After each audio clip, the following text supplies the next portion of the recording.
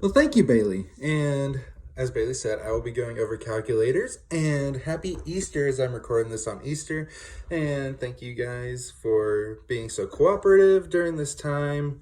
And let's get started. So, calculators. So, to begin this, I'm going to give you some myths and facts. You see, calculators have been used in schools for more than 30 years, but several myths still exist. The first myth: using calculators does not require thinking. When in actuality, and this is one of my facts, calculators do not think for themselves. Students must still do the thinking, meaning they have to still work out the process, and the calculator just shows them the results. Myth: using calculators lowers mathematical achievement, when in actuality, they raise student achievement. And I decided to give you guys two myths and two facts just to help shed some light on calculators. And using calculators requires thinking. That this is the first slide that I got from the book after the myths and facts. And teachers must make it clear to students and to parents that calculators don't think, they only follow instructions. An example I gave you was one bus holds 32 children, and how many buses are needed to hold 1,000 children? You see, the students would have to know the process of how to find the number of buses that the school would need. So they would have to press the keys, and then they would have to interpret the results. Using calculators can raise student achievement. Research consistently shows that the use of calculators in the teaching and learning of mathematics does not contribute to any negative outcomes for skill development or procedural proficiency, but instead enhances the understanding of mathematics concepts and student orientation toward mathematics. I like that quote a lot. I got it from the book. And students using calculators possess a better attitude toward mathematics and especially better self-concept in math.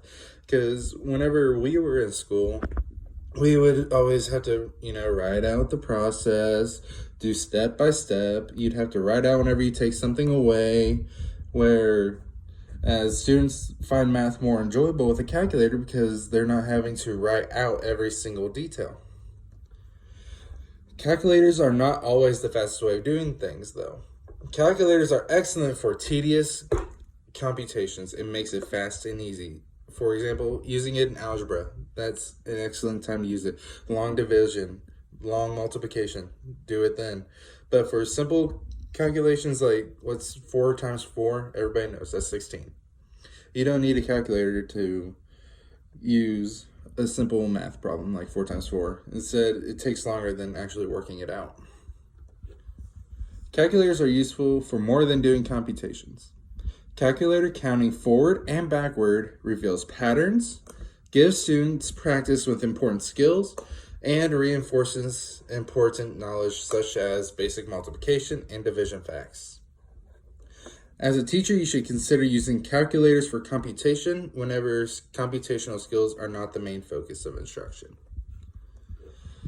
So to end my presentation, we are going to do a little calculator game. And I found this online, and I thought it would be a great tool to use because the students would think of a number between 1 and 100. They would be in pairs, and their partner has to type in a number onto the calculator.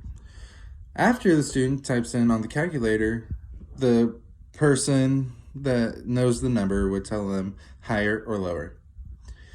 The student would then add or subtract, so they are working on their addition and subtraction with calculators to find the secret number. And you would see how many guesses it takes you. So, say the number is 14, and the student first guess is 50, I would say lower. And the student would then do 50 minus 25 to just get to 25. And again, I would say lower.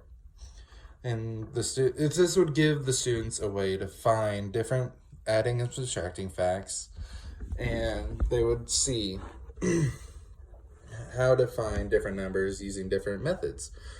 Like, you could simply instead of doing 3 plus 3, you could do 3 times 2.